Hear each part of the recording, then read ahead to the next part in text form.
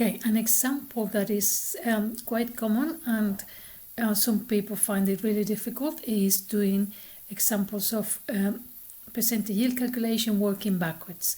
In other words, in these questions that you can see, we already have the percentage yield. Okay, so you don't have to calculate the percentage yield because you already have it.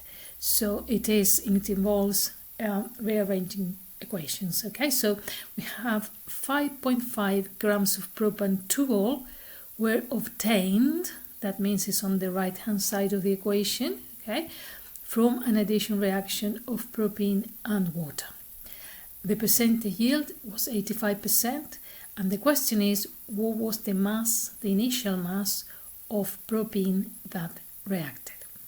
So what you normally start doing straight away is writing your equation, so you know you have an overview of what's going on. Okay, so here we have the equation of propene and water, and the addition reaction that produces propan-2-ol.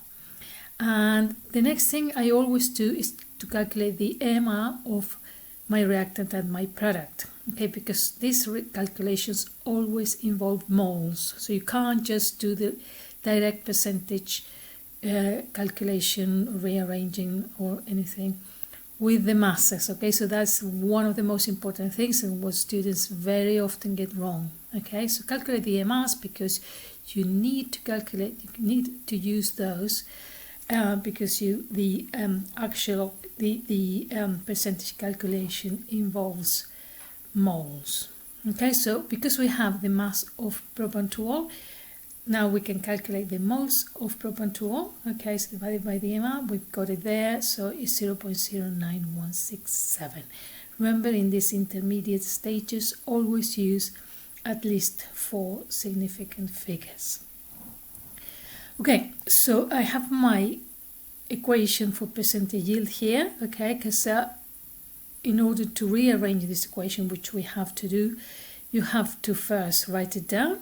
Okay, so this is the percentage yield calculation, and the difficult thing here is to work out what is the data we already have, and therefore which of these parts of this equation is the one that is our x that we calculate.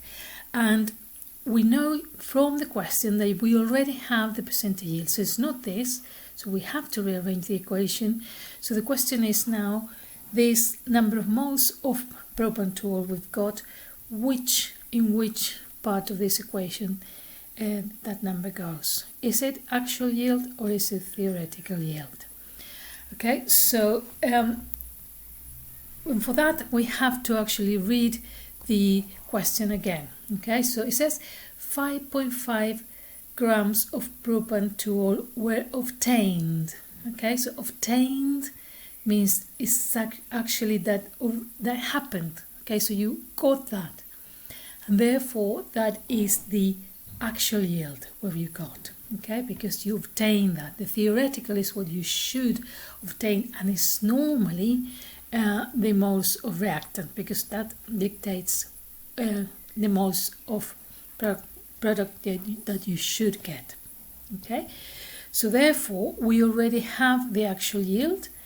And therefore what we have to calculate is the theoretical yield, okay, because that is the moles of most of the time is the moles of reactant, and we don't know that, okay, because the question says what was the mass of propene that reacted, so the moles of reactant we don't really know.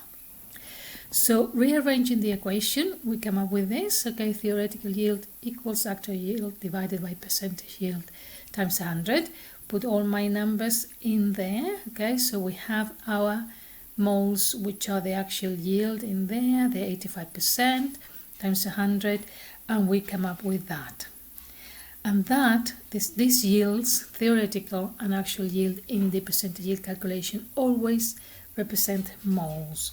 So this is actually moles of our reactant of propene. Look at the question again, what mass of propene reacted? So the final step is to convert those moles into mass. So for that you just have to multiply by the MR, and we get 4.53 grams. And that's it.